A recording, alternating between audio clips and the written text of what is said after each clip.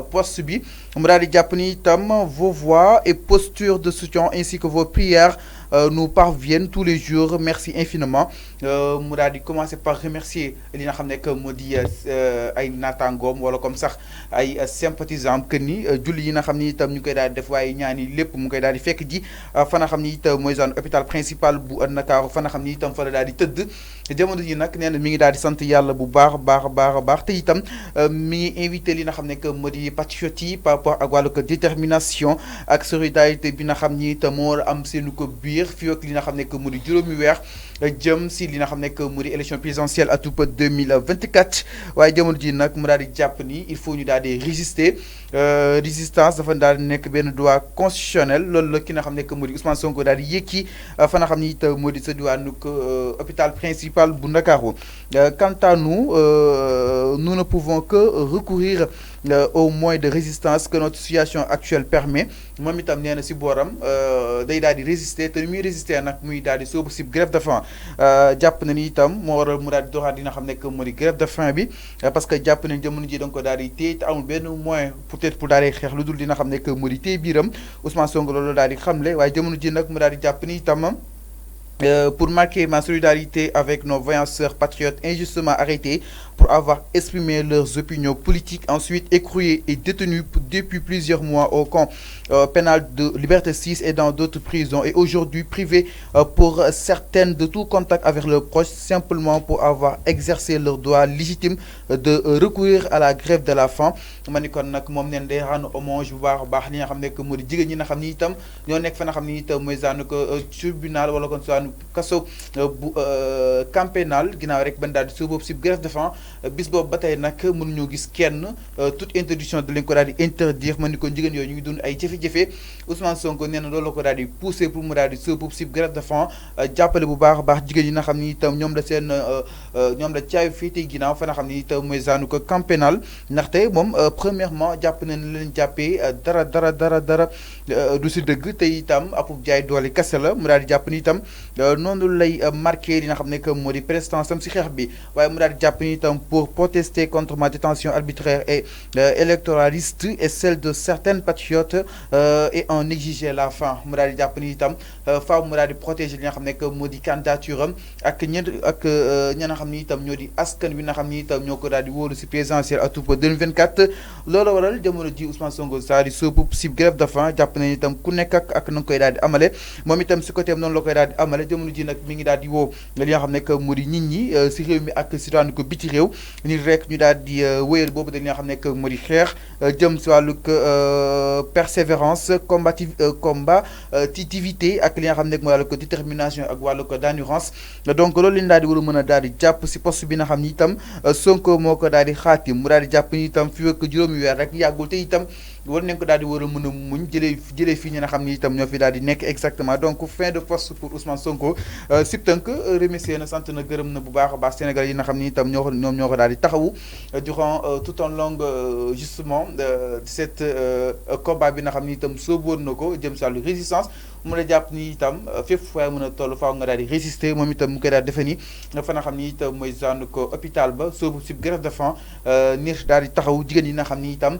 ban daal di sooboo si grève de faim ba tey gisatuñu kenn da leen interdire lépp li nga xam ni itam dafa jëm seen ak ay droits alors Mamour aujourd'hui Ousmane Sonko bi nga xam ni itam depuis ce matin on en parle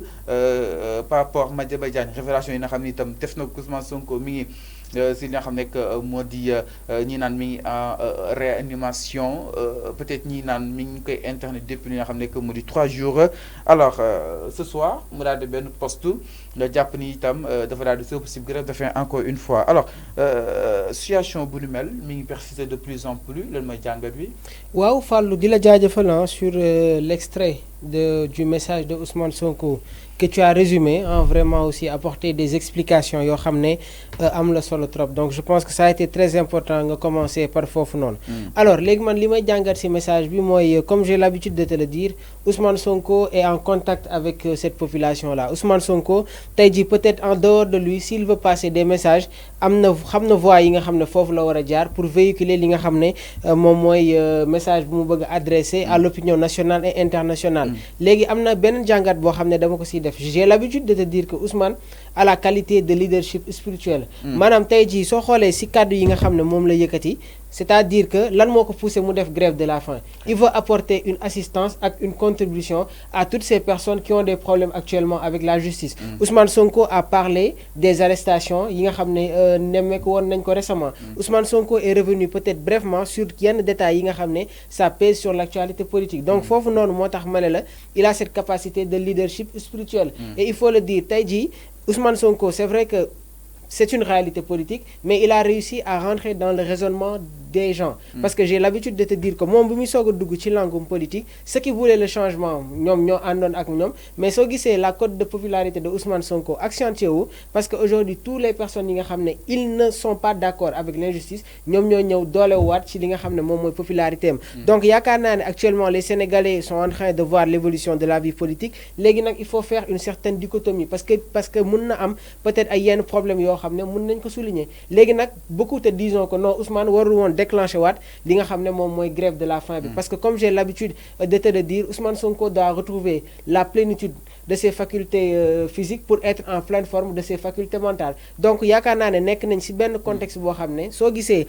toutes les gens peut-être qui sont à ses côtés di dem sur les débats d'idées Ousmane peut-être si tant que yooyu noonu moom la nekk léegi nag comme j'ai l'habitude de te le dire Ousmane actuellement damay jàpp ne que c'est une bête politique et le jour où il sortira il deviendra un monstre politique. Parce que jàpp naa ne que lépp loo xam ne tey jii waroon nañ ko teg muy injustice si wàllum politique teg nañ ko et yaakaar naa ne que après sa sortie vraiment gisatuma leneen loo xam ne mun nañ ko teg vraiment pour empêcher que peut-être à poursuivre li nga xam ne moom mooy son processus vis-à-vis avec cette population là. Donc je pense que ça faisait un moment boo xam ne jotuñu woon li nga xam ne moom mooy les messages. Léegi nag y a des polémiques yooyu noonu fan la commencé. ñu ngi ñuy wax ne que il est en réanimation. ñu ngi ñuy wax ne que est-ce qu'il n'a pas encore des problèmes. Léegi yaakaar naa ne que si wàllu boobu noonu il y aura peut-être le discours wala yenn propos yi nga xam ne son pôle d'avocat dinañ ko génnee. Léegi nit yi peut-être que dañuy fàtte ay mbir yu bëri même les autorités je pense que si wàllu boobu noonu bàyyiwuñ ci xel. Mais Ousmane Sonko sooy xool il est en contact avec ses militants. Ma jox la benn exemple ki nga xam ne moom mooy maître Babacar Ndiaye c'est un avocat ki nga xam ne moom mooy maître Tall ce sont des avocats mais ils sont en même temps membres du parti PASTEF. Donc je pense que tey jii s'il y a des messages politiques yoo xam ne Ousmane bëgg na ko génne je pense que ça passera par ñoom et tey jii am nañu li nga xam ne moom mooy une conclusion nette c'est-à-dire Ousmane est sorti et a lancé un message boo xam ne du point de vue national et international ce message a été bien reçu par toute la communauté Sëñ Fallou. Alors mu nekk lu am solo par rapport ak message bi nga xam ne itam jot nañ ko jógee si ki nga xam ne mu di Ousmane Sonko tout à l'heure ñu ko doon daal di souligner par rapport ak boobu dañoo xam ne mu di grève de faim en tout cas peut-être bëggoon nañu xam exactement lan moo ko daal di waral quelles sont les causes et les raisons qui ont poussé Ousmane Sonko à vouloir déclencher li nga xam ne mu di cette grève encore une fois bi nga xam ne itam peut-être déclenché na ko il y a de cela 2 mois si ginnaaw mais pendant li nga xam ne mu di 1 mois de grève mu nekk li nga xam ne itam jaaxal na bu baax a baax li nga xam ne moo di askan wi waaye itam mu daal di suscité woon li nga xam ne moo di le débat fii Sénégal exactement alors daal di gis ni tey mu daal di koy li nga xam ne moo di reprendre lan moo ko daal di poussé faram-fàcce na ko exactement jàpp na ni itam fu mu toll nii benn ko mooy rek la daal di war a mën a xeexee muy daal di utiliser li nga xam ne moo di biiram daal di koy tënk bañ a li nga xam ne moo di jël benn ñam jëmale si li nga xam ne moo di booram. waaye itam daal di jàpp ni itam fu mu toll nii faaw li nga xam ne moo di 5 mois daal di des askan wi daal di wane li nga xam ne mooy wàllug détermination ak wàllug li nga xam ne mooy wàllug persévérance peut-être ñu daal di war a mën a atteindre seen ay objectifs ma ni kon ki nga xam ne moo di Ousmane Sonko depuis li nga xam ne moo di prison bu wala comme depuis li nga xam ne moo di pavillon spécial mi ngi wéy di daal di amal li nga xam ne moo di ay sorties am daal di jëm si wàllu wu nu mel alors. aussi taal aussi yaa ngi ko doon souligner que depuis ce matin ñu ngi daal di dégg ay suspicion wala kon sax li nga xam ne peut-être mooy ay rumeur jëm si li nga xam ne moo di Sonko que ni ñu ngi koy interné depuis 3 jours fa nga xam ne it mooy hôpital principal d'après la une du journal Le Quotidien alors là aussi Sonko peut-être ni mu waxee franchement peut-être que sonn je pense pas nga mën a def li nga xam ne moo di poste donc tey Sonko tey franchement comme ni ko waa Pastef di waxee que ni il se porte à merveille et que lépp lu bees si mbir mi jéem Alors barki dem dama seetaan un juriste Pape Moussa Sow, je vais le citer, mu ne Ousmane Sonko concernant son état de santé il est en pleine forme et je pense que encore une fois tey jii peut-être yenn doute yi nga xam ne mi ngi plané sur l'actualité politique ñenn rek ñoo ñu si mën a leeral, c'est-à-dire tout ce bon monde-là qui est en contact avec Ousmane Sonko. Nénal Ousmane Sonko est en contact avec ses militants. Militants yoy non, je t'ai donné deux exemples. Du wax na la ki nga xamné mom moy maître Babacar Ndiaye ak maître Tall, ce sont des avocats mais en même temps ils font partie du parti PASTEF. Donc yaakaar naa ne que tout ce qui est information concernant l'état de santé de Ousmane Sonko, avant que nous si tirer une conclusion définitive, il faudra attendre aujourd'hui peut-être ñi net yi nga xam ne amaana ñoom ñoo yore son service de communication nañu xaar aussi peut-être ñi nga xam ne jege nañ ko ñoom ñoo ñu mën a jox les raisons yan moo ko poussé tey jii nii mu nekkaat peut-être en réanimation wala ak yeneen ak yeneen. Donc je pense qu'il faudra faire un peu attention concernant peut-être yenn information yoo xam ne ñi ngi koy relayer waat et que je pense que durant les prochaines heures yi nga xam ne moom mooy war a ñëw fàllu dinañ am vraiment une réponse boo xam ne dinañ ko am concernant l'état de santé de Ousmane Sonko. Alors dina am réponse boo xam ne itam peut-être dina favorable bu baax par rapport ak li nga xam ne moo di l'évolution de son état. Donc mi ngi noonu chers téléspectateurs ñii daal di déglu fu mu toll nii nag li nga xam ne moo di les voix officielles si jàngat peut-être comme daal def li nga xam ne moo di météo sall ko politique li Sonko wax nii franchement donc di sa comporter li nga xam ne moo di à merveille et que mi ngi woon si jàmm peut-être da ko daal di enclencher li nga xam ne moo di boobu des grèves de faim encore une fois. Alors est-ce que du nekk un perpétuel recommencement encore une fois ku nekk di ñaanati Ousmane Sonko daal di bàyyiwaat boobu li nga xam ne moo di grève parce que bu mu si duggee gis na li nga xam ne moo di répercussions yi nga xam ne itam jur na ko si sa santé. Alors soo gisee barki démb Cheikh Bara Ndiaye bi nga xam ne bi ñu ko bàyyiwee yàggul tuuti tu sens que Cheikh Bara bi ñu xawoon barki démb bokkul ak Cheikh Bara bii nii bien vrai que bon peut-être il a la capacité à être toujours sur li nga xam ne moom mooy son discours bi nga xam ne mi ngi transcender mais quand tu le vois tu sens que am na benn net changement boo xam ne vraiment ñu ngi koy apercevoir parce que grève de la faim soo ko defee fàllu dafay am ay séquelles. Pape Alé bi mu paré ci grève de la faim tu as vu qu'il avait des séquelles yoo xam ne il était obligé de suivre un traitement spécifique donc Ousmane il faut le dire su recommencer waat li nga xamante ne moom mooy grève de la faim bi il sera pas en pleine forme loolu laa la wax sur peut-être pour avoir la plénitude de ses facultés mentales et physiques donc yaakaar naa ne que contexte bi nga xam ne moom la ñu nekkee nii est-ce que waroon na ko def ça suscite de nombreuses interrogations mais sànq maa ngi la doon wax ne que Ousmane dafa am la capacité d'un leadership spirituel Ousmane Sonko tey jii ñun ñëpp xam nañ ne que peut-être am na benn clémence boo xam ne même les réalités politiques donc da ngay gis ñu koy yëkkati tout le temps donc yaakaar naa ne que à ce stade là encore une fois si une personne se lance encore une fois dans grève de la faim dafa am lu muy signifier nit bu nekk dans les liens de la détention su fekkee dafa bëgg a passer un message au niveau national et international il y a des voies de recours yoo xam ne moom lay utiliser et grève de la faim fait partie tey jii des méthodes yi nga xam ne les personnes qui sont dans les liens de la détention moom la ñuy